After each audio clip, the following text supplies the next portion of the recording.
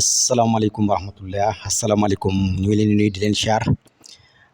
siyaare mboolem képp koo xam yaa ngi topp suñu seen YouTube bi di 94 Walf Sénégal seen analyse chronique yoo xam dañ leen koy defal saa su nekk ci réew mi ak bitim réew ñu ngi leen di jaajëfal ñu ngi leen di siyaar way leen di toppal 94 Walf Sénégal sunu champion bi nag de wax dëgg yàlla sénégalais yëpp kontaan nañ ci moom gis nañ ni daal amoon na contrat ci digganteem ak Milk nag benn champion la boo xam ne ma nga fële ca Russie vraiment gars yu bari nag ñi ma wun ko parce que xam nga combat yi mu mane moom comme ci dajale la dafa lay yóbbu kaaw mais tey sunu jàmbaar ji sunu champion bii di rëg-rëg moo ko yóbbu kaaw moo tax bett nañu baree bari te fi mu toll nag attention àdduna bi yëpp ñu ngi koy waxtaanee te kon yéeg na léegi gën naa am niveau gën naa yéeg léegi mi nga ci njob xantal la ndax Milk mi mu gagné soo ay bari na ay médaille de te et puis régien la te gars yi ñi ma woon ko woon voilà kon rëg-rëg wane na dëgg ni doomu Sénégalais la voilà li ma ci gën a neex nag mooy combat bi xam nga rëg-rëg daan na xam na ni wax na dëgg gis nga combat yi ñuy def nii combat de lutte yi ñuy def fii rëg-rëg da ko exploité ci kaw Milk ndax gis nga doole doxul jàmm gis nga yaakaar naa bu ma juumul dernier quart temps bi gis nga ko daf ko yanu rek yóbbu ko ca en tout cas daal am na victoire am vraiment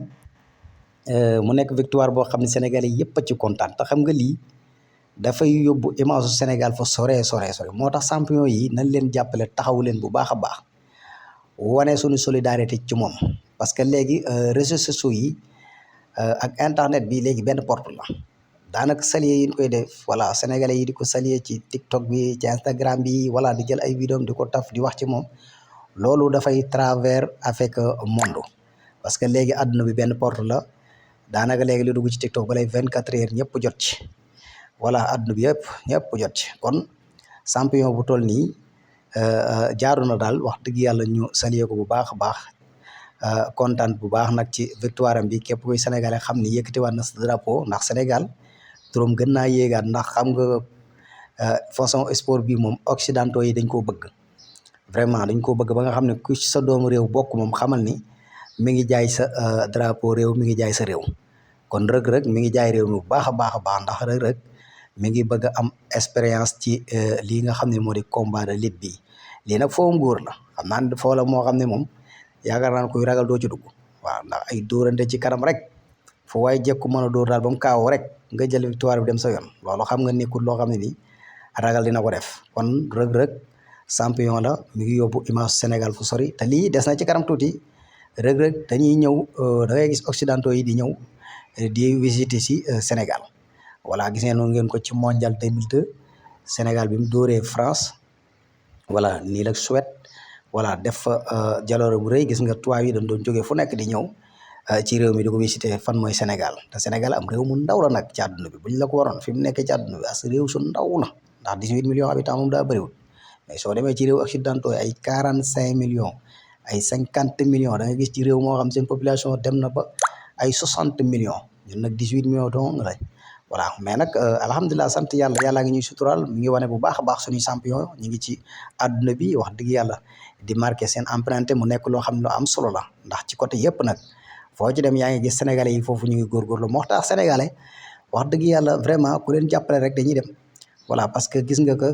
tey rëg-rëg jaayaat na image Sénégal te ndaw ñi tamit danañ ko roy ci côté bii nii ndax xam nga côté combat boxe moom jàppoon naa ne ba saari taxaw duñ mës a am benn champion boo xam dafay yëngu ci lu jëm ci wàllu combat boxe kon daal rëg-rëg sénégalais yëpp kontaan nañ ci victoire bi vraiment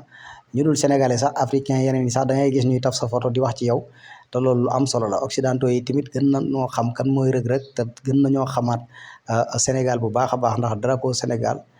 wàcce drapeau Russie nag ci combat